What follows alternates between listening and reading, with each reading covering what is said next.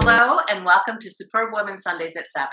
I'm your host, Janet Neal, the founder and queen bee at the Superb Woman Incorporated. I am so glad that you've joined us. And for those of you who are new, welcome. Those of you who are coming back, glad to have you. Keep coming back because I've got more and more amazing superb women. And my guest today is no exception.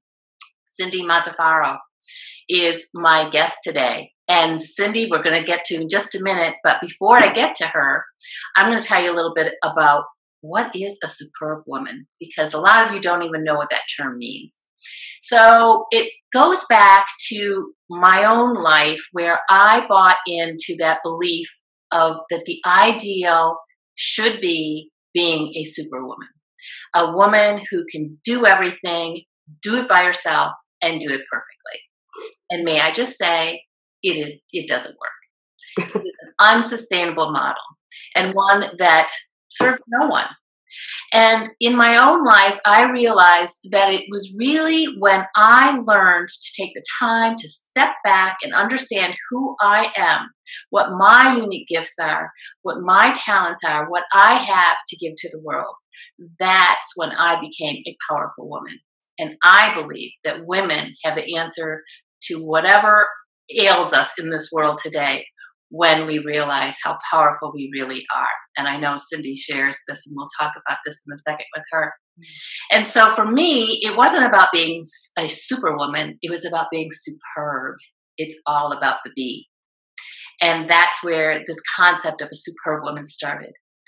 And I was trying to figure out how to get my message across, how to get this concept across. And I kept running into women who were perfect examples of this concept. And I thought, yes, this is it. This is what I want. And I should do it this way to you. and I thought, well, I have to share their stories. You have to see them because this is exactly what I mean. Women who have taken the time to understand who they are, tap into this power that is amazing, and they give it back freely for the betterment of all.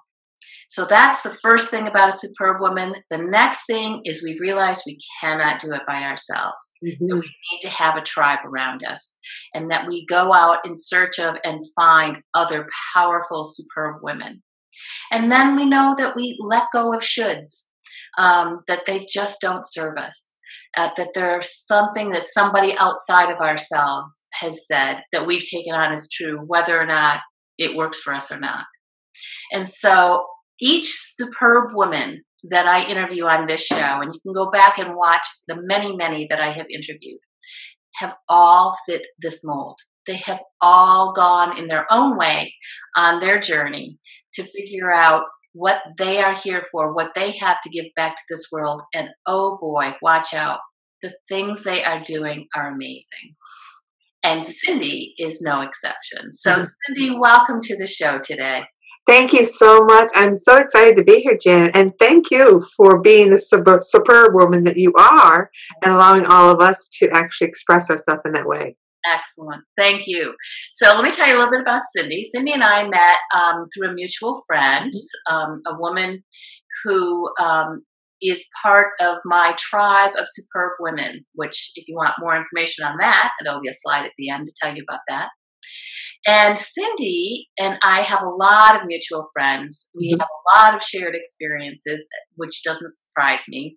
And Cindy comes from a background as a physical therapist, and I'm going to get the name wrong, but ergonomist. Is that ergonomist, but that just really means a person who does ergonomics, which is you might buy an ergonomic spoon or a knife. It's just a tool or a way to reduce stress in our life. So we use it in our equipment. It's also in workplace analysis. Excellent, excellent. So that's her background. But before that, she had life experiences that really shaped her life and brought her to where she is today, which is an author. Cindy, show us your book. Oh, it's right here.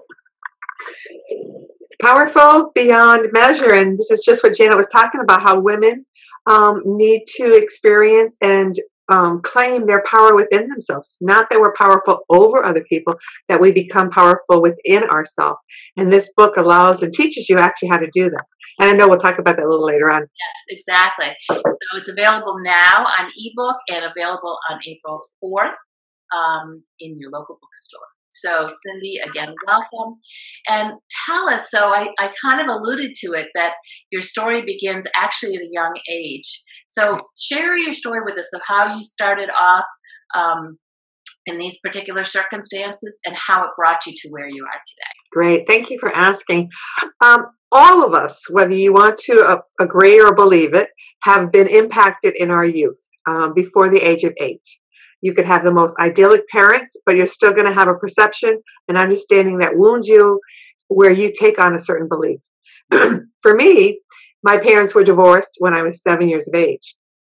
And I had 4 sisters, age ranging from 9 years old to 9 months old. And I was the second oldest. So as you can imagine, each one of us had a different perception of how my father not being there in our lives impacted us. For me, the word was abandonment. For my older sister, she felt my mother didn't do enough, be enough, wasn't a great enough wife. And so she actually said, I'm going to be the best wife when she grew up. And she ironed the sheets and she made 7-course meals. And she was trying so hard to be this idyllic wife.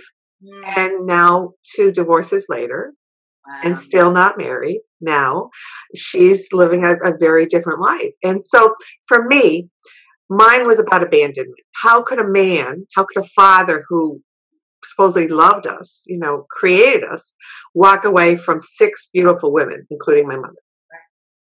So in my child's mind, I just couldn't understand that. And so that continued to perpetuate itself throughout my life. And what I wanted, what I needed inside so much was to have a daddy figure, a male figure later on as I matured, saying I'm this wonderful woman, how, you're so great and you're just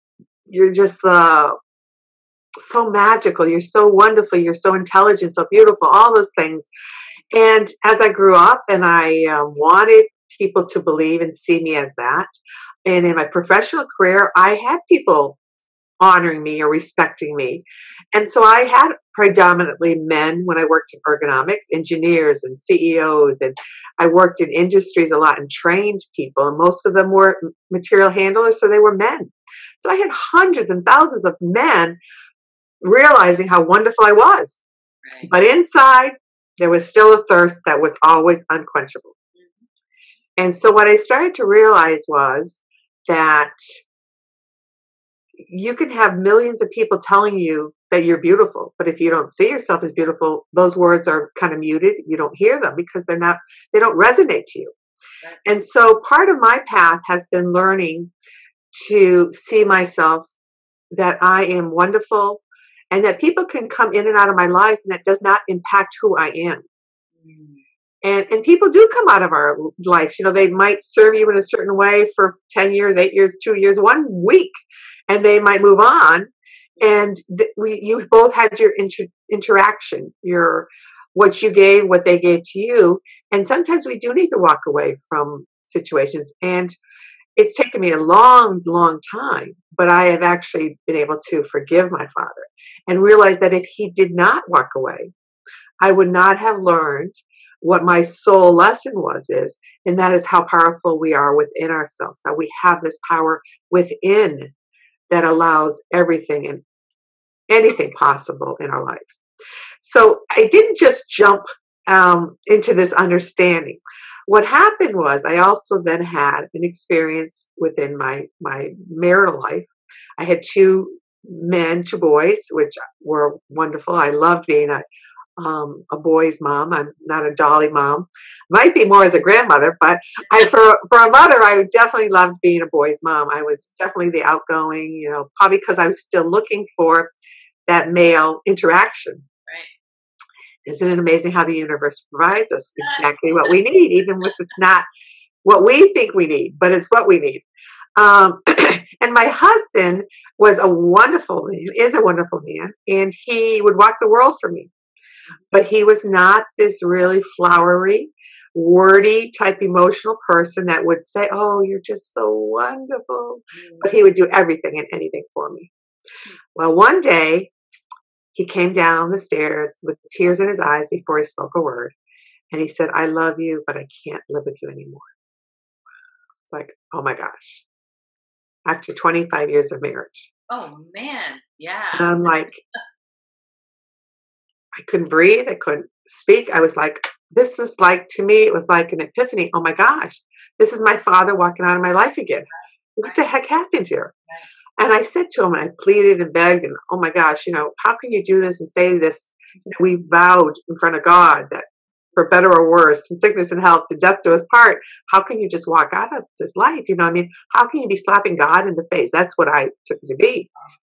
And so he did leave that day with suitcase in hand, and he left for a couple of weeks. And during this process, we talked occasionally on the phone, and I just couldn't eat, couldn't breathe. I just couldn't believe how my life was going to change. And it hurt badly. But what I realized is that there's a connection. That did I actually have an energetic understanding and imprint that I was actually maybe creating people to walk out of my life? Because it was an expectation that people do walk out of your life. Right. People who love you walk out of your life. And it didn't have to be just a man. It could be a woman too. But is that an energy and expectation that I understood to be present, because it happened when I was very young. So I'm creating that same energy, same expectation. So it's very interesting. As we all know, energy is everything in the world and universe. We all are energetic vibrational beings. And so he eventually did come back, and we started working things out. And in my book, I actually talk about how he was going to move into our lake house and what I had to do to follow my intuition against all the brain telling me not to, and what I did. Wow. And again, that's that power within ourselves that is so supreme, in that it's knowledge, the inner wisdom of our soul. Yeah. And also the connection to the greater whole, will always lead you the right path. But we have to be able to hear and listen to that wisdom and trust it. Can I ask you a question right there? It's because I have found this in my own life and with other women that I've talked to. Like you said, that voice is always there, but we silence it. We do. So how did you start to trust it, to listen to it again? It's a process. It's not like a light switch. You're just on and off. And I've done an intuition summit on really teaching yourself to use your intuition. It's like a muscle. If you don't use your muscle, your biceps, and you don't do your work in it, it will atrophy. Right. And then it can't support your weight, can't support your purse or your briefcase, whatever you're holding, or a baby. So you have to use it to strengthen and learn to trust it so it can support you. Yeah. And there's lots of ways to build that trust and ownership and understanding what intuition, what that inner wisdom can do and bring to your life. So I don't want to tell everything the story, and our little conversation with Janet is only so much time. So I'm going to just leave that little teaser out there to look at the book, because intuition is so valuable. I mean, you could be walking out the door and something tells you you're missing something. Maybe you left the stove on. Maybe you forgot your phone. Maybe you forgot the car keys. Maybe the phone call's coming in and made you wait for that one more minute for that phone call to come through. The point is, we need to trust and really honor that inner wisdom from ourselves, which will always lead you the right road. Absolutely. Absolutely. Oh, that's great. That's great, Troy. And I like that you left that little teaser there, because because it's too much just to go into a half an hour conversation with you to really give it worthiness, and to be able to have your viewers, your listeners, to really understand that our self is so important, and that we're here in this world to actually learn and grow as a soul, not as a physical being. Okay, we're only wearing these skin, this clothes, our outer casing, so that we can walk in gravity and walk on this physical earth. But that's not who we are. Right. Exactly. We are a spirit, a soul inside, and this soul continues to live on multiple lives, and you've lived many lives. And so as you've come into this physical place, you're here to learn spiritual or soul lessons, as I call them in my book. And for me, it was about learning who I was, and that all of us actually learn the same lesson. We just go different ways to get to the end product. And that is to realize that you are perfect just the way you are, even with your imperfections. And that we are this beautiful light being that is so beyond what we could ever imagine we could be or are. Right. And that's the magic when you take your journey and start to explore who you are and the gift and light that you are to this world, and how you can use that now inner passion, that inner beautiful wisdom and gift that you're supposed to share, and be this supreme woman bringing your gift to the world, because only you can do it your way. Yep. God didn't make a million Cindys, they made one Cindy. And what I'm supposed to be bringing to the world is what I'm supposed to be bringing. And each of the listeners and whoever is watching this, you are just as important as everyone else in this world, and you have a beautiful gift to share. And that's the magic of finding out what it is. Beautiful. Beautiful. Beautiful. See? Thank you. So let me tell you a little bit. This is really important. Part of my other story, and I'll just talk about it shortly, and it's also in the book, was my mother remarried to a man who down the street had lost his wife to cancer. And he had always kind of been the jack of trade. If we needed something done that was a man, he'd come down and take care of it in the household. But we were all grown up women by the time they married. And he had, at one point at his end of his life, he had Alzheimer, he had macular degeneration, and he had severe, profound hearing loss because of the service. So he couldn't think, he couldn't see, and he couldn't hear. And he was in a nursing home, and that went on for a year and a half or whatever. And so it was very difficult for my mother and myself, and they wouldn't let him have physical therapy because he was going to keep losing it. So I was always working with him on walking, keeping him mobile. Mm-hmm. So he eventually dies in December. And then in January, I decide to go to France to paint with some artists, which was no big deal. So I go and do that. And then come September, there was James Van Praagh that was coming to this big amphitheater in Connecticut. And I said to my mom, would you like to go? This is a person who speaks with spirits, and it might give you some pause to think that, Bill is still around you. Bill is her husband's name. Mm-hmm. And so I bought tickets for my husband, who is Catholic, who really doesn't believe in a lot of that type of things, myself, and my mother. And last minute, she ended up not coming because she lived an hour and a half away. She didn't sleep well that night. And I brought a dear friend, who also lost her husband to cancer. And out of 2,000 people, and I was in the fourth row to the last of this huge amphitheater, because it was last minute buying the tickets. And usually when I go to orchestra, I'm always in the beginning, the front. And so James Van Praagh is a person who actually speaks to the departed ones, and the message is revealed through him. He's kind of like the conduit. Mm-hmm.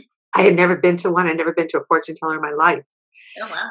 And so I was fourth person, he started talking about things, and you would stand up when you knew it was about you, because the spirit is speaking about things that would make sense to you. Uh-huh. So he says, I'm looking for someone whose father passed away less than a year, whose name is Bill, someone went to France to paint, whose dog was Jasmine, and on and on and on. And so I was like, oh my gosh, this is my stepfather. Wow. So I stood up, and they brought the microphone over to the very back of the room. And I was like, everything you just said was all true. And now this is the time my husband and I were going to counseling, and we were struggling and trying to make amends and grow, because our relationship had grown. We weren't what we were 27 years ago. Mm-hmm. We had changed, and our children had moved out. Now they're the empty nest syndromes. Everything has changed. So we needed to change. Right. And so the very first thing James said, he says very profoundly, he gave a big pause. He says, Bill wants you to know that you're perfect just the way you are, and not to change for anyone. So how many tears started at that point? I was like, oh my gosh, because for me, when I was working with my husband, I was not happy who I was. I was changing to become what he wanted me to be so that he would stay. That's And I was so story. yeah, and that's right. I was so confused. I was like, he wants me to not be so asking him what's going on in his life. He doesn't want me to feel like I'm controlling him. He doesn't want to give me, I wasn't supposed to give so much feedback. So I started becoming someone who I wasn't, and I was so unhappy with who I was. So remember, all my life, what did I want my father to say to me as a child? I love you. Love you. You're perfect just the way you are. And here, Bill, my stepfather, who was not an emotional man, very kind of quiet person, out of the heavens said this through James Van Praagh. And I will say that it's not just for me that I was perfect and not to change for everyone. It's a message that is profoundly shared and in my book to every one of you listening to this interview, that you are perfect just the way you are, because you're part of God. You're part of this greater creation. And if you say you're not, you're saying to God that you didn't make me perfect, which God makes everything perfect by design. Right. And so what I've learned even since then was that, was it really Bill who shared that sentence? Or was it really the Father of our creation who was actually saying it through Bill? And so he went on for about 45 minutes in this thing, all talking about things for me, and that I would be this enormous healer, that I would be teaching the world, and on and on. And this is before I wrote a book. Wow. And so it was very profound, and it's in my book too. But I wanted to share that because I think it's such a profound message for everyone. And it's not just women, it's women, men, children. If you have grandchildren, if you have children and they're under the age of 8, they are going to take on a perception of something, because part of their understanding of what they have to learn and grow during their physical life here. And that's the magic in this, and that you are never too old to explore and to understand what you've been living, the truth of the lies, and how you can change that now, today, starting right today. It really will impact your life forever. Absolutely. Absolutely. It's beautiful. Thank you. You're welcome. I talked about earlier how we cannot do this by ourselves. So who were some people who were influential for you, who have helped you to discover who you are? Well, I definitely will say that that moment when Bill came through with James Van Praagh was a really huge turning point for me. It was huge because I realized I had stopped being what everyone else wanted me to be, and that it didn't matter what everyone else was saying outside of me. It was about me rediscovering me and loving who I was, and that when I loved myself, then others, people could see and love me. And I also realized that I was putting on an enormous amount of pressure on men in my life, even my husband, because he could say, "Oh, you look so beautiful today," but in my mind, but you didn't say my hair looked good. Or you didn't say I look skinny in this outfit. You know, it wasn't enough of what he was saying, because I was always looking for more. I was never content and satisfied with what was being said. And really, it's so sad when you think about it. I know. You know, and it wasn't just my husband, even my 2 sons. You know, we were walking down the sidewalk, the 4 of us, and the 3 guys were in front of me. So what is what I think about? How rude of them to exclude me when they're 3 in front of me. That's like so disrespectful. Women should be in front and women should be included, and that's not very nice. And I had to catch myself. And so I did a lot of inner work, and through my own inner work and growing and teaching, and I'm a motivational speaker all over the world, that I actually have had the pleasure and joy, this is my passion, what I do now, to actually encourage women and men, children. I've had children at 7 years old come into my programs and change their lives. It's unbelievable.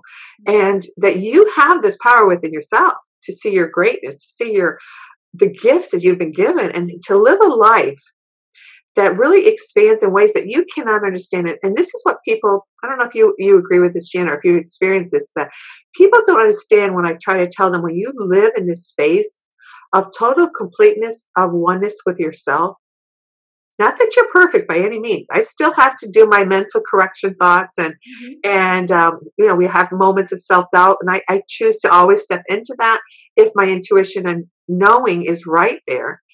That when you do that, that the universe is aligned with that energy and vibration. And I get miracles 7, 8 times a day. Yeah. And because the momentum or the energy flow of the universe, because you're so aligned with it, pushes you along the pathway you're supposed to be. Absolutely. And it's like, our friend bringing you into my life, Janet. We've never met before. We have a lot of connections. We found out we resonate on the same message, and that we're always having people brought into our lives, and that there's reasons there. So I love that we've connected, and it's really very special. I love the work you're doing. Thank you. Thank you. Yeah, we are very much aligned in our stories. If you notice, my head's been nodding a lot. Totally there with you. So you already have answered a lot of the questions that I usually ask my guests, like the shoulds. I think you've already kind of covered that about letting go of shoulds. That's pretty obvious. But that's a good thing. First of all, what we should do, and I love that you bring that up, because again, should is an expectation of what we need to do. Mm-hmm. And remember, our expectations on others and ourselves gets us in trouble, because it's a perception. Now, I could ask myself, what should I do today or this hour? Mm-hmm. And then I get a phone call that's very upsetting, and 20 minutes later, that expectation on that should changes. Mm-hmm. Mm-hmm. And so I caution people to say, what should you do? Mm-hmm. It's what can I do that's appropriate at this moment in time? Because we can only live in the moment, right? And can is a very empowering, powerful, very positive step forward. Mm-hmm. Should I do this so they like me? Should I do this because it will make them feel better? Should I do this because I'm not at blame now? It really kind of sets up a domino effect in my mind. But what I will say is that there are times you should do something, but it has to be true and authentic. So for me, learning what I needed to learn about my father leaving our family allowed me to forgive him. Mm. And James Van Prague, this is part of that story, told me, or through Bill told James that I needed to write my father, John, a letter. A Dear John. Saying, I'm sorry? A Dear John letter. Yeah, exactly. But this one was saying I forgave him. Wow. Oh my gosh. I have to write my father as a 40-something-year-old woman, I have to write and say, I forgive you for walking out of my life. Right. And oh my gosh. But before he asked me to do that, Bill asked me to send roses to my mother, because in August, it was their anniversary, and August was their birthday, and this was happening in September. Aww. So I thought, if Bill's asking me to send flowers to my mother, then how can I not also send a letter to my father? So I did. I wrote a letter, and he wrote back, and he sent me back a juvenile, like a juvenile card, not a card for a 40-year-old. Yeah, right. So, and it said, and he wrote, "Love, Dad," at the end of it. And it was a very short one. Didn't ask about my life. Didn't ask about how many children. I'm glad you were able to, and I never argued or made him the bad guy. It was a very gentle letter I sent him. But I felt from receiving that juvenile card, here's a man that probably grieves and feels a great loss. That he still is encapsulating that time as I was this little child. Exactly. And that's his path. And that's, I'm not judging him, but there are times that we should or need to do something, and it might be really uncomfortable. Like, that was uncomfortable for me to write a letter to say I forgive someone. Yes. And it wasn't saying that he was wrong or I was right or he and Mom were wrong. There was no wrongness in this. Mm-hmm. And forgiveness, I think, is often used to cast blame. I forgive you because you did something wrong, or you forgive yourself because you did something wrong or didn't do something that you should have done. Mm-hmm. And that forgiveness, I find, is really just an easier way of looking at it, as saying, I'm sorry that it didn't go well, or maybe it went exactly the way it was supposed to go, but it was difficult for you to go through it. Mm-hmm. And when you can forgive and yourself and others, there's a peacefulness within yourself. Exactly. And when you live this peacefulness, you start to vibrate out of only love. And when you emanate and you speak and you perspire love, I always say that, our inner perfume is really just love. And we need to find that level of love again. Mm-hmm. Yeah, absolutely. Which goes perfectly into my next question about gratitude. So, How does that play into your life? gratitude is so critical. It is, I like to even have a gratitude journal because the more you are grateful for things in your life, even a moment of peace and quiet, to have your cup of tea, where there's no chaos, no schedule, no demands, that's a grateful moment. And that we lose focus on all the things that we can be grateful for. I can't tell you how many clients will say, I have nothing to be grateful for. And I don't have enough money. I can't even put the food on the table for my children, and on and on. I said, there are things you need to be grateful for. And so we go through that. But again, it's your sight. How do you see life? And we choose it is our choice how we see life. And gratitude is such an important integral element that when you see and are grateful for things in your life, what happens is you're allowing more room, more expansiveness for more things to come in your life because the universe knows you'll be grateful for them.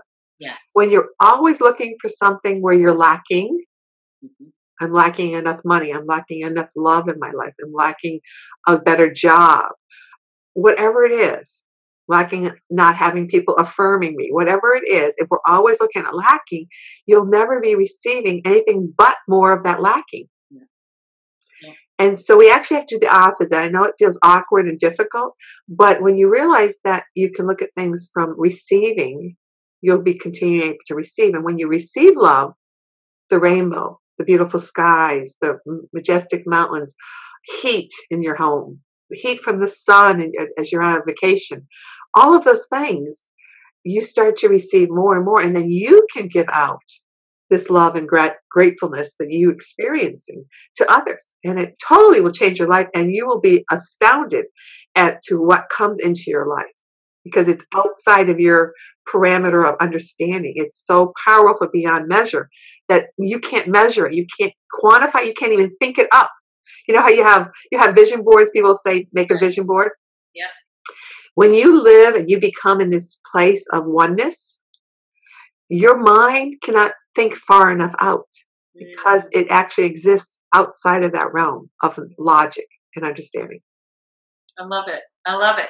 So Powerful Beyond Measure is the book. So tell us what's next for you, Cindy. The book comes out in hardcover or paperback in April. And I know you've got a summit coming up. Tell us a little bit more about it.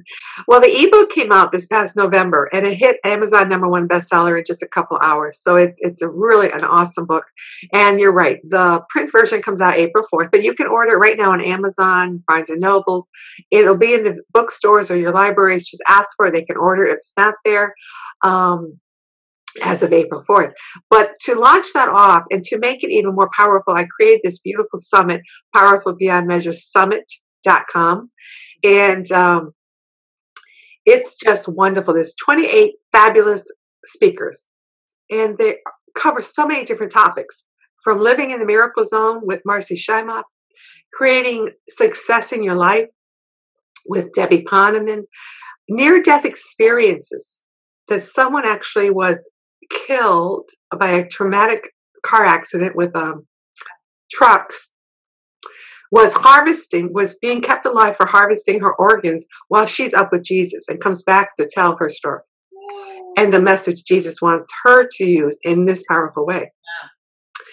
The impact our dreams have on us. There's a woman, Kat Carnavis, who's been on Dr. Oz, who actually pre-diagnosed herself through dreams from 3 different breast cancer episodes in her life. A woman that fell multiple times and she kept injuring her close to her eye. The last one, how she actually impaled her eye, totally lost her vision. And today her vision, her physical vision, where they had said no, it would never come back. They were taking her eyeball out. And that was the moment she started to see light.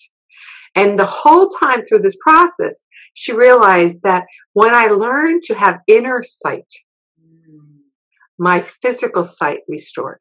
Interesting. Wow. So there's so many powerful speakers, and I encourage you all to come to. It's free, completely free, and pass it along to friends, relatives, whoever you think could benefit. Wow. We all could benefit. And again, it's just www.powerfulbeyondmeasuresummit.com. And we'll put a slide up at the end of this to remind you to give you that reference to go back to, and please go ahead and sign up for that. Great. And again, my book is so easy, and you get 6 free gifts in it. You get a workbook. So instead of writing in the exercises in the book, you can actually write in the workbook, which is a Word document. And then you get meditations to do, which is in here, but you get the audio, the music portion to it. And the book is divided up in 3 sections, kind of like what I just talked to you about. It's about connecting the dots from our past, understanding the wound, and what lessons you need to learn and be present in the present moment, and how to do that, and really gives you practical advice on how to change that negative mindset, that belief pattern you've been living all your life. Change all that. And what makes this book different and more powerful than the other transformational books, it creates change and miracles in your life because you change the energy within you. And it's really a miracle that unfolds uniquely for each of you. Beautiful. Very exciting. Well, Cindy, I just want to thank you so much for being my guest today. We have a very powerful message, and you are a wonderful example of what it means to be a superb woman. So thank you so very much. Thank you, Janet. And your work you're doing, your passion, your light is really a gift to all of us. So thank you so much for having me too. Thank you. And thank all of you for watching, and come back again next week for another Superb Woman on Superb Woman Sundays at 7. Until then, have a superb week. Take care.